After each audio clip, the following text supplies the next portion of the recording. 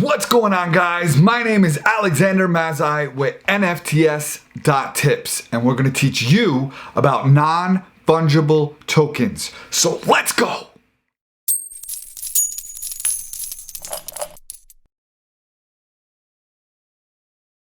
Next subject. All right, so seed phrases. You guys are going to learn about how to open a wallet in the next stage. But what we need you guys to understand is the absolute 100% security of this seed phrase. Do not take a screenshot of it. Do not email it to yourself. Do not text it yourself.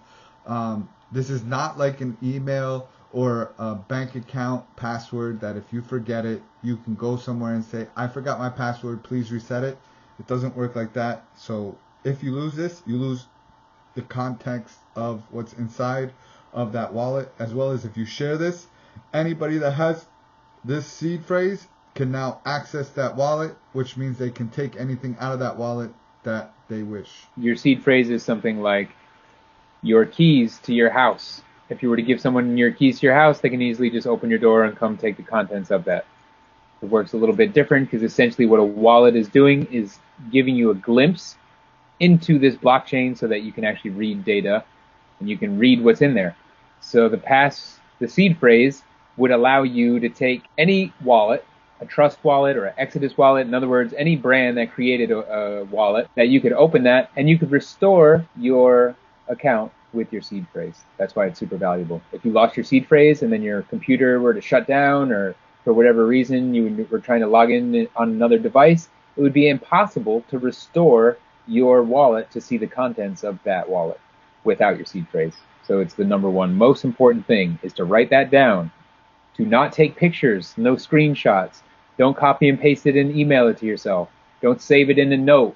Don't do any of those things. Write it down physical. Alex, you want to talk about some of the other even more extreme ways of storing your passkey? Your seed phrase? I've heard some crazy things, as well as putting it in water and fireproof paper, putting it in a safe, putting it into some sort of secure location after you write it. I've even seen people take metal and etch it into the metal so that it's completely, like, you can't destroy it, right? So yeah, even if there was a fire, that you would still be able to discern what those words are. And seed phrases can vary. A lot of them are 12 words, and sometimes they're more, 24. I've seen 30-word seed phrases. So it's a sequence of words. It's not even letters, like it's literally, it'll be a word like dog, rain, umbrella, coat, whatever. It'll just be like a series of words, and you need to know the order. And you need to know what wallet those seed phrases are linked to, because wallets are chain specific. I know this is a little bit level nuance, but we might as well talk about it. If you're going to have an Ethereum wallet, you can hold Ethereum-based assets. You can hold ETH, you can hold NFTs that were minted on Ethereum, and you can hold ERC20 tokens that were minted in Ethereum.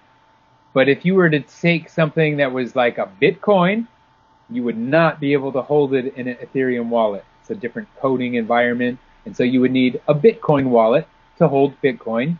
You will need a Ethereum wallet to hold Ethereum.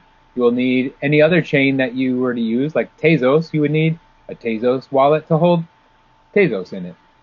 And right down the line. If you were to try to send Bitcoin to an Ethereum wallet, it will not work. And another thing you're going to hear a lot is not your keys, not your coin.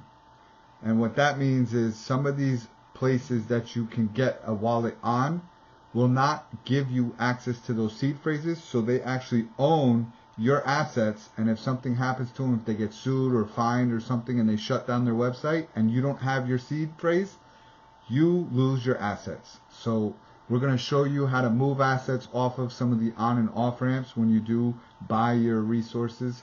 And we're going to make this super easy and walk you through and handhold you through that guiding, because some of the stuff gets to be a little overwhelming when you don't have a visual aid. So we're going to walk you through everything.